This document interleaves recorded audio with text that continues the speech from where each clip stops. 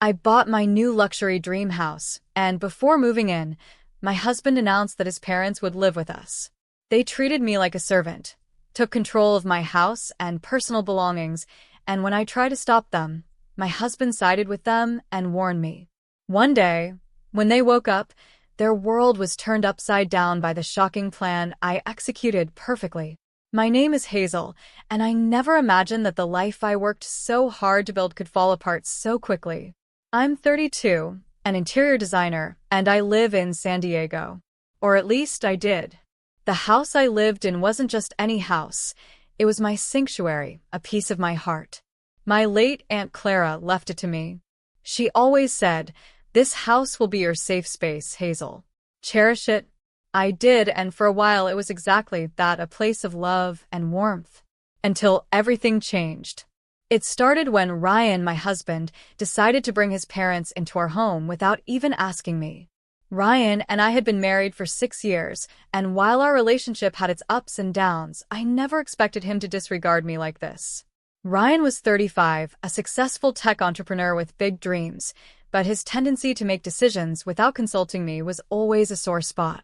One evening, as I was setting the table for dinner, Ryan casually dropped the news. "Honey," he said, barely looking up from his phone, "Mom and Dad are going to stay with us for a while.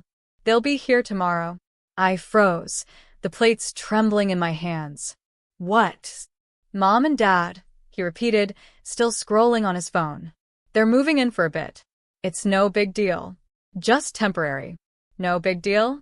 I couldn't believe what I was hearing. Margaret and Arthur, Ryan's parents, were difficult, to put it kindly. Margaret had a way of making herself at home in places that weren't hers, and Arthur always seemed to look right through me, as if I didn't exist. "Ryan," I said, my voice tight, "this is my house. My aunt's house. You can't just invite them to move in without asking me." He finally looked up, his expression dismissive. "Hazel, they're family. What's the problem? You're overreacting." Overreacting. That word stabbed me like a knife.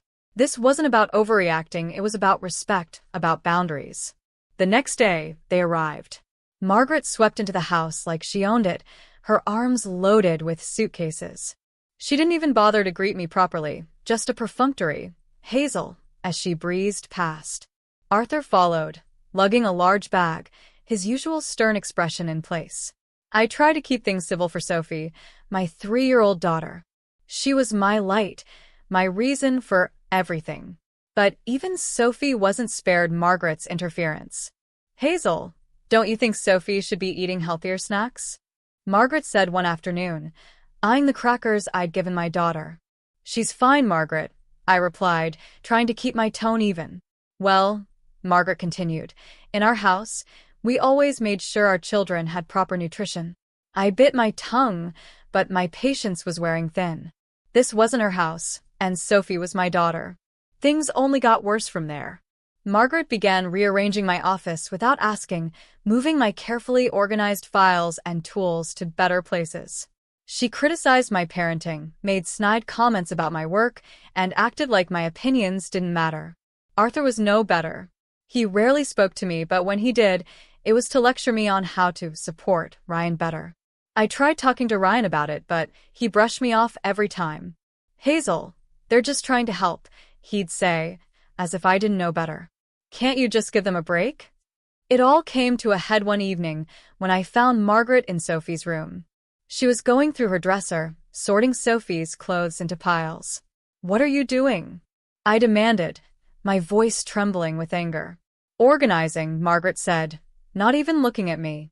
"This room is a mess." "That's enough," I said firmly. "You have no right to go through my daughter's things." Margaret finally looked up, her expression a mixture of annoyance and condescension. "Hazel, don't be so sensitive. I'm just trying to help. This house could use some structure." I was livid. My house? My daughter? My life? How dare she? That night, I confronted Ryan. I told him I couldn't take it anymore. "Either they leave or Sophie and I will," I said, my voice shaking but firm. Ryan stared at me, caught off guard. "Hazel, you're being dramatic," he said, but there was uncertainty in his tone. "Am I?" I shot back. Because this house doesn't feel like mine anymore. It feels like theirs. Ryan didn't have an answer, and for the first time, I saw a flicker of doubt in his eyes. I went to bed that night determined to stand my ground. But little did I know, the battle was just beginning. What I thought was the worst of it was only the tip of the iceberg. The real storm was yet to come, and it would shake my life to its very foundation. Looking back, that night felt like a tipping point. I thought setting boundaries with Ryan and his parents would be the hardest battle I'd face. But life had other plans. Things were about to get far worse in ways I couldn't have imagined. After my confrontation with Ryan, he reluctantly told Margaret and Arthur they couldn't stay permanently. It wasn't immediate, they dragged it out for a couple more weeks, acting like they were doing us some kind of favor by leaving. Margaret made her usual snide comments, things like, "And I guess Hazel doesn't appreciate help," or, "Some people just don't know how to manage a house." But I held my ground. Sophie deserved a home that felt peaceful, and I wasn't going to let anyone take that from her. Or me. When Margaret and Arthur finally packed up and left, the house felt lighter, quieter. I thought maybe things would go back to normal. For a while they did. Or at least I told myself they did. But Ryan, he became distant.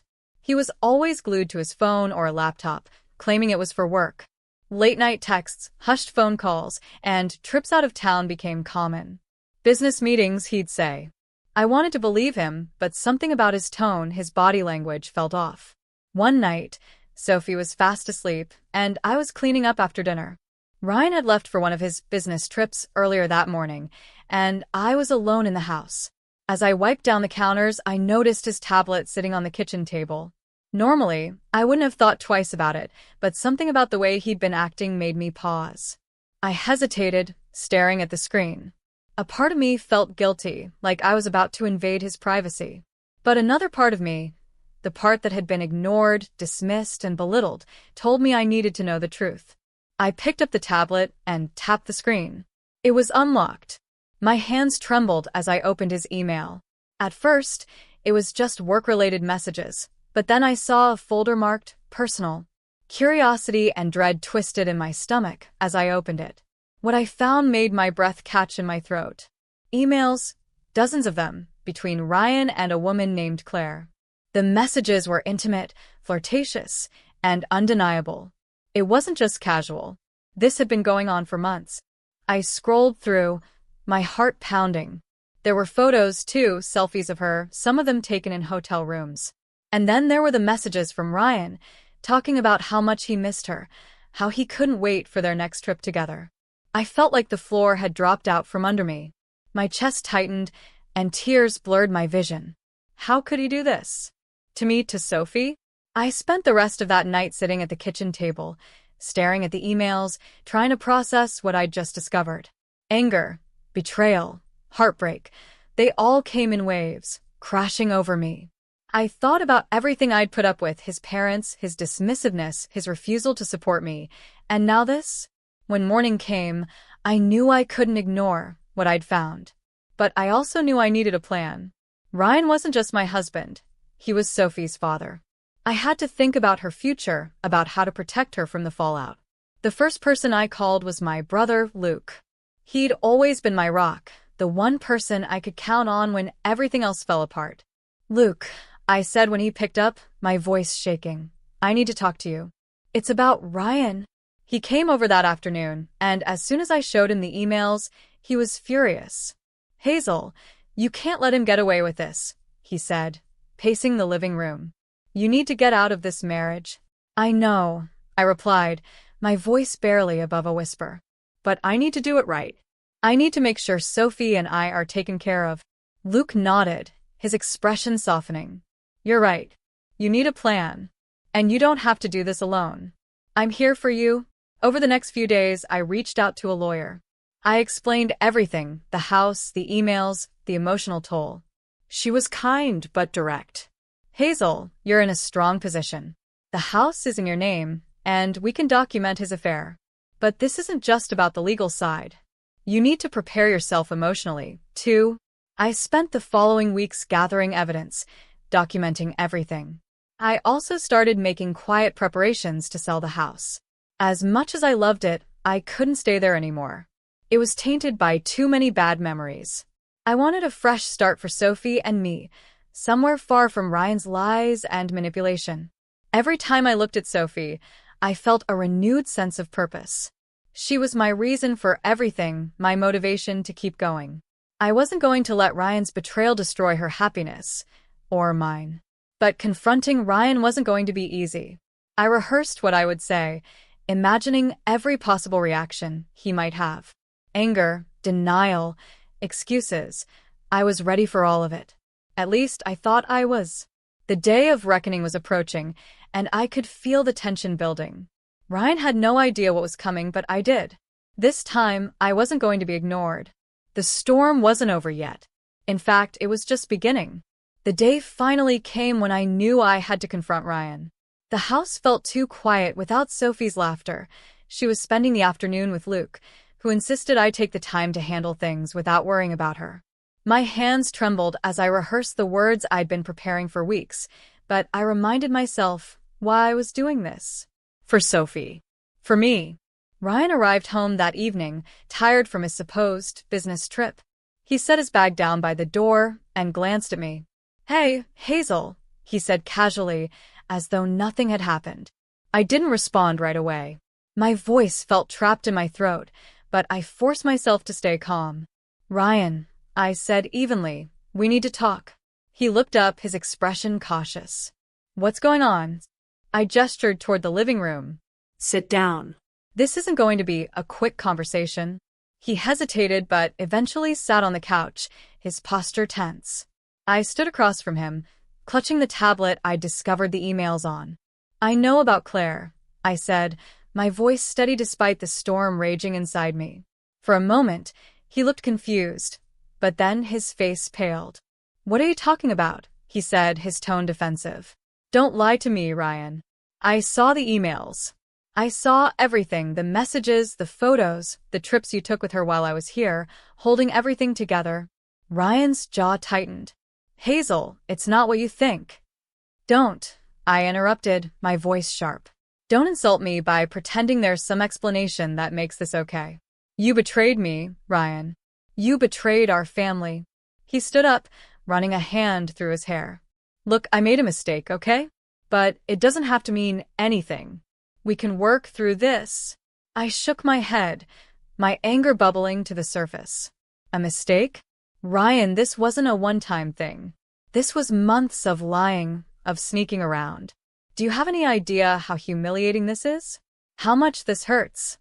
"I didn't mean to hurt you," he said, his voice softening, as if that would fix anything. "But you did," I shot back. "And the worst part? You didn't care. You let me handle everything. Your parents, this house, Sophie. While you were out playing the devoted husband to someone else." Ryan tried to argue, to plead, but I held up my hand to stop him. "Enough, Ryan. I'm done. I've already spoken to a lawyer. I've already started the process of selling the house. Sophie and I are leaving, and there's nothing you can say to change my mind." His eyes widened. "You're selling the house? Hazel, you can't do that. This is our home." "No, Ryan," I said firmly. "This is my home. It was my aunt's, and she left it to me. You lost the right to call it ours the moment you chose to betray me." He stared at me, stunned into silence. For the first time, I saw fear in his eyes. "Hazel, please," he said, his voice almost desperate. "We can fix this. Don't do this to Sophie. Don't break up our family. Don't you dare try to make this about Sophie," I said, my voice rising. "You're the one who broke up this family. You're the one who made these choices. Now you have to live with the consequences." Ryan sat back down, his head in his hands. I stood there, watching him, feeling a strange mix of sadness and liberation. This wasn't the man I thought I'd married. The man I'd loved and built a life with was gone, replaced by someone selfish and unrecognizable. "I'll send you the divorce papers," I said finally, my voice calmer now. "And I'll make sure Sophie is protected. That's all that matters to me." Ryan didn't respond. He just sat there, his shoulders slumped, as I walked out of the room. I didn't feel triumphant or victorious, just drained. But I also felt a sense of clarity, a determination I hadn't felt in years. That night, I called Luke. "It's done," I told him, my voice barely above a whisper. "I'm proud of you," he said. "I know how hard that must have been." "It was," I admitted. "But it's not over yet. There's still so much to do." Luke reassured me that I wasn't alone, and for the first time in a long time, I believed him. I had a long road ahead, but I wasn't afraid. I was ready to fight for the life Sophie and I deserved. The confrontation was only the beginning. The real battle was just getting started. The days following my confrontation with Ryan were a blur of emotions and decisions. I filed for divorce, officially putting an end to the life we had built together. It wasn't easy. There were moments when I doubted myself, when I wondered if I was doing the right thing for Sophie. But every time I looked at her innocent face, I reminded myself that staying in a broken, toxic marriage would hurt her more than anything else. Ryan tried to fight the divorce at first. He begged, he pleaded, and he even tried to guilt me into reconciling. "Hazel, we have a family," he'd say. "Don't throw it all away." But it was already gone. He had thrown it away long before I ever discovered his betrayal. No matter what he said, I couldn't unsee the emails, the photos, the lies. The divorce proceedings were draining. Ryan's lawyer tried to argue for a larger share of the house, but my lawyer was brilliant. She reminded the court that the house was in my name and that Ryan had no claim to it. In the end, I kept the house, but I didn't keep it for long. Selling the house wasn't just a practical decision. It was symbolic. That house had been my sanctuary, but it had also become a prison. Every room was filled with memories I wanted to leave behind. I listed it quietly, and within weeks, I had an offer. As I packed up my belongings, I felt a strange sense of peace. This was the end of one chapter, and the beginning of another. Ryan's life, on the other hand, began to crumble. Word of his affair spread through his social and professional circles. He lost the respect of colleagues, and his business took a hit. Margaret and Arthur, once so overbearing and confident, found themselves shunned by their friends. I wasn't proud of their downfall, but I couldn't deny that it felt like justice. One evening, just as I was starting to settle into our new home, Ryan showed up unannounced. I opened the door to find him standing there, looking disheveled and desperate. "Hazel, please," he said, his voice shaking. "I've lost everything. The company, the house, my reputation. I need your help." I stared at him, the man I had once loved, now reduced to this. For a brief moment, I felt pity. But then I remembered the nights I cried myself to sleep, the way he had dismissed me, the betrayal I had endured. "Ryan," I said, my voice steady, "you made your choices. And now you're living with the consequences. I can't help you. I won't." "Hazel, please," he tried again, but I shook my head. "Sophie and I have moved on," I said firmly. "You need to figure out your own path." He left that night, and I didn't look back. Our new home was small but perfect. It was in a quiet neighborhood, with a little garden in the back where Sophie loved to play. I started my own freelance interior design business, pouring my energy into creating beautiful spaces for others while rebuilding my own life. The work was fulfilling, and for the first time in years, I felt like I was in control. Sophie thrived in our new life.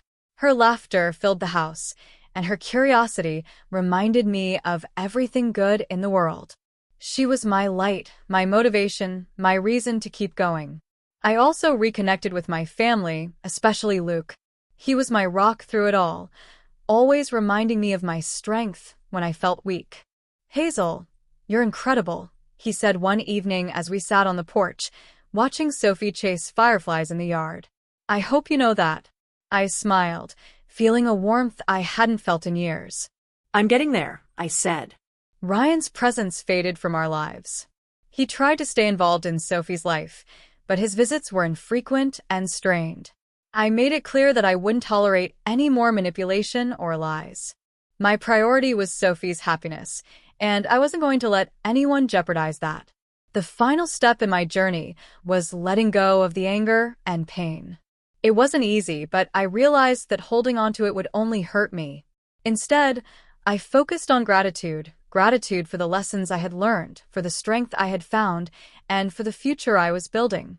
One evening, as I was tucking Sophie into bed, she looked up at me and said, "Mommy, I love our new house." I kissed her forehead and whispered, "I do too, sweetheart." As I stood in the doorway, watching her drift off to sleep, I felt a sense of peace I hadn't known in years. This was our life now, a life of love, resilience, and hope. The journey had been painful, but it had also been worth it. I had found myself again, and I was ready to face whatever the future held. For Sophie and me, this was only the beginning.